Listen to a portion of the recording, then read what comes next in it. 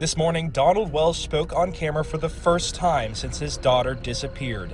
Please, that Summer be okay. And please come home. I have 7 alibis. He says it's unlikely Summer would leave the house on her own. Wells says the last time anyone in the family saw Summer was when she entered the house to play in the basement after gardening with her mother and grandmother. Don't break the fucking door. Open it then! You dumb bitch. Wells also spoke about his gut feeling about Summer's whereabouts. I'm supposed to show your ass live on I'm live. Stop it. It's fucking live, you dumbass. No, sir. Some bad person grabbed her, but we have no idea. Yeah, it's fucking live, you dumb bitch. You know, you're stupid, man. I just discussed my back. That's all I asked. Fucking live, you fucking bitch. So when her mother come in, she says, "Where's Summer?" She went down in the basement. She didn't answer, so she went down there and she was gone. Oh, they just seen that. You're a dumbass. They just seen you punch me in my throat. Whatever, man. You're a dumbass.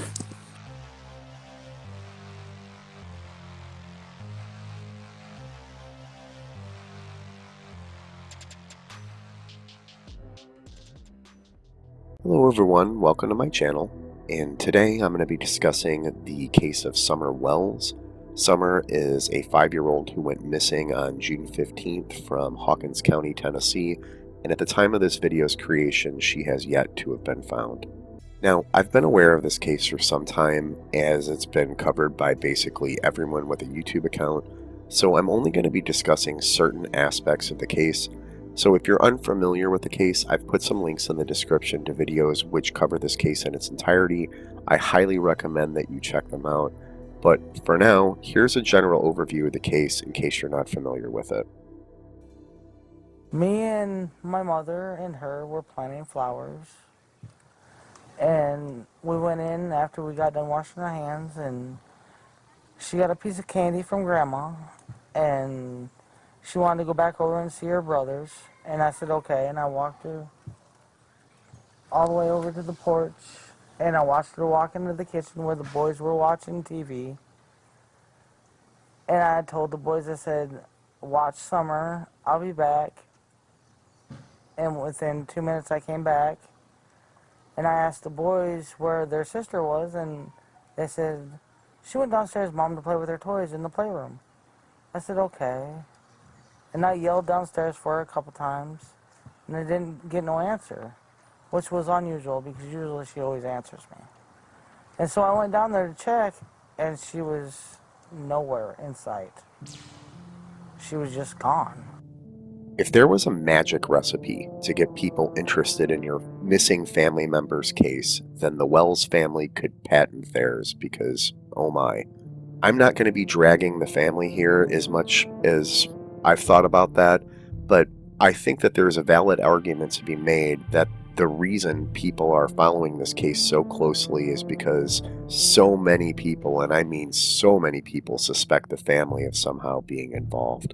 And to be fair, it's not difficult to see why when you look at some of their behavior, from Summer's father, Don, being accused of molesting kids when he was young and him actually admitting to it, to them allegedly getting high or drunk before they do interviews, to Don Wells allegedly beating his wife up during a live stream. And if you think I'm exaggerating, just take a look at this.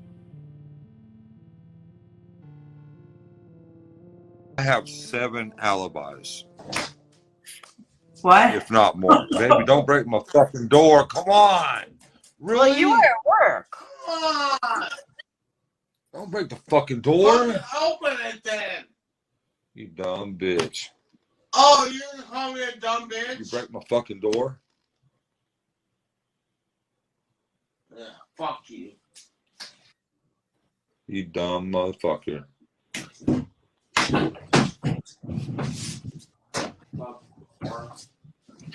You're a fucking whore. No, he I said have he had 7 the billboard. alibis. I have 7 alibis.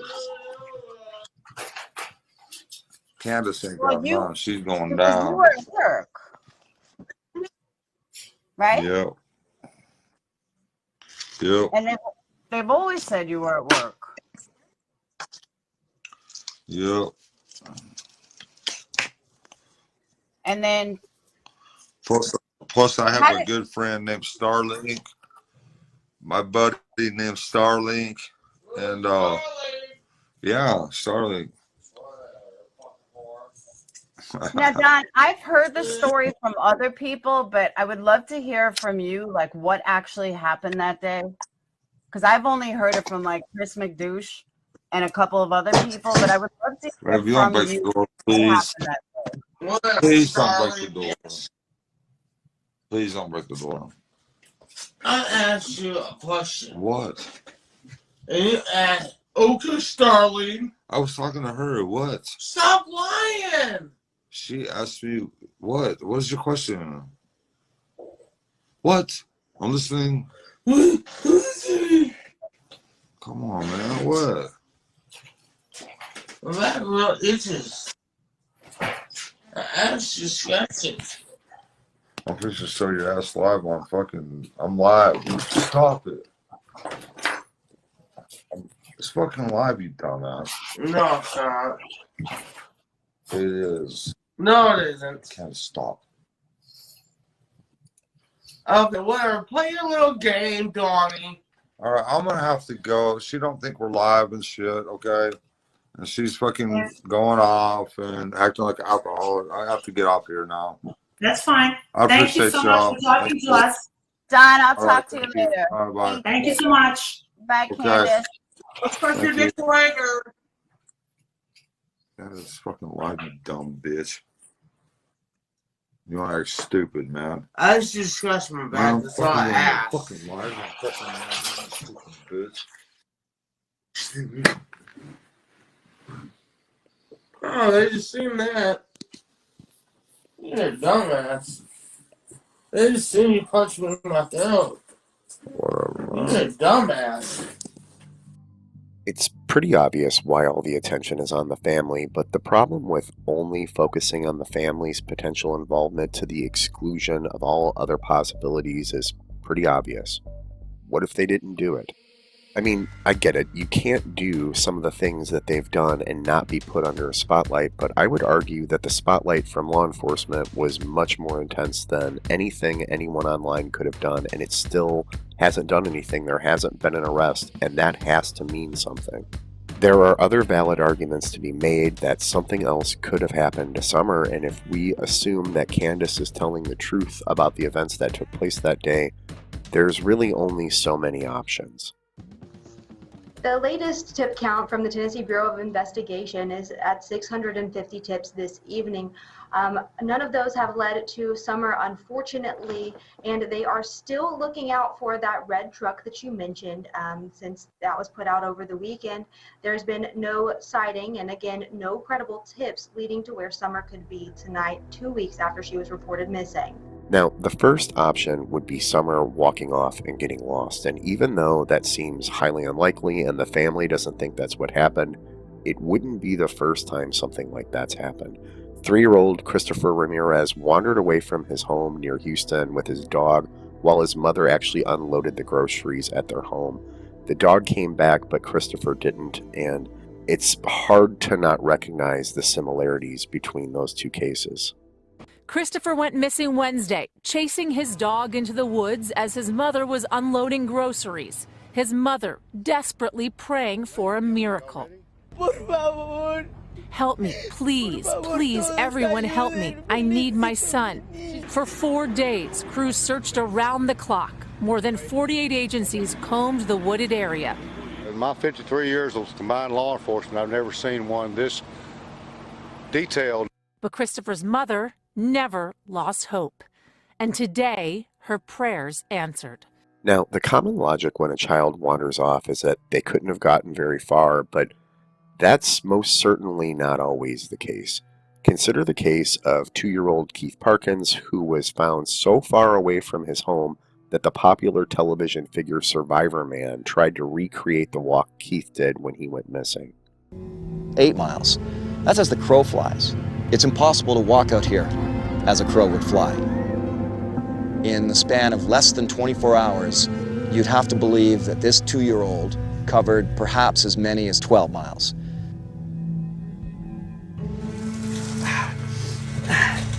As it was, his clothing was found ripped, and they figure it's likely from barbed wire fences, either going through them or under them.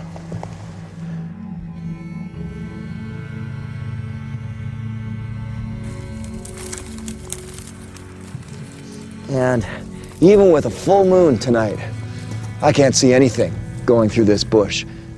So if I'm a 2-year-old child and I've got to walk through this or crawl through this, I get to this time of night, I can't see Keith going anywhere. I can't go anywhere.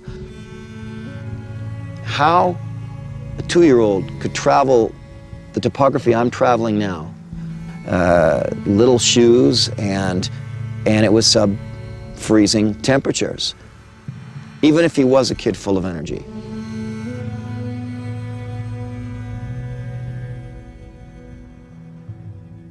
This is roughly the area the searchers found him. His father was about 100 yards that way.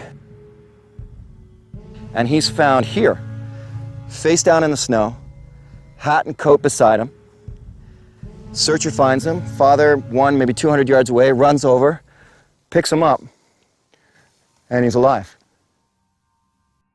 So we know that kids, even little kids, can cover dramatically larger distances than most people would expect, even when the terrain is incredibly difficult. Another thing that I was recently shown is actually a comparison between caving systems in the United States and missing person reports. If you look here, the top map actually represents missing person cases throughout the US, and the bottom is a representation of the United States cave systems, and it's difficult to say that this isn't impressive. Some cave systems have numerous small openings that lead into the system that just go unnoticed one day until someone falls into them. Take a guess which states are most well known for caving systems that have small sinkholes that lead down into them.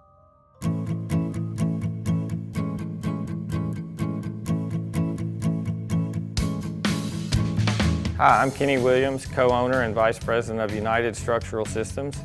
Sinkholes are very prevalent in Middle Tennessee, Eastern Tennessee, as well as Southern Kentucky. Recent weather patterns alternating between extreme wet and extreme dry have caused an abundance of sinkholes to appear. Some remarkable sinkholes have even caught the attention of the news media, which has made homeowners more aware than ever of the devastating effects of sinkholes. Our region in Middle Tennessee is composed of soil underlain by limestone bedrock. This bedrock can be dissolved easily by water to form caverns. As a hole develops in the roof of a cavern, soil is allowed to migrate through that hole and be washed away by the water. As the void over the cavern starts to enlarge, when it gets to the ground surface, a sinkhole appears. Unfortunately, there's no location in Tennessee that you could build a home and not have some danger of a sinkhole appearing. Another obvious possibility would have been someone taking Summer, and Candace claims that the door to the basement was open. Again, the problem is that the family has some serious prior issues, so most people just overlook that as a possibility, but again, it wouldn't be the first time a child was taken out of their home without the family knowing about it. One night after, somebody took this photo when Brian David Mitchell kidnapped Elizabeth Smart from her bedroom in the middle of the night at knife point. He showed crime and safety expert Ken Jefferson the video, who says her actions likely saved her life. It's broad daylight. He probably had been riding around looking for a victim.